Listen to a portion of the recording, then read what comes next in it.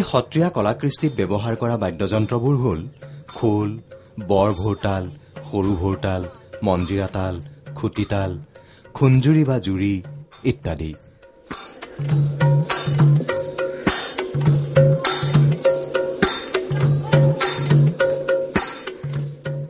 এই সত্ৰীয়া নৃত্য আৰু বৰগীতৰ যি তাল, লয় আৰু সুৰ, সেই সুৰ বৈ থকা নিজৰাটিৰ দৰে আজিও প্ৰবাহিত হৈ আছে।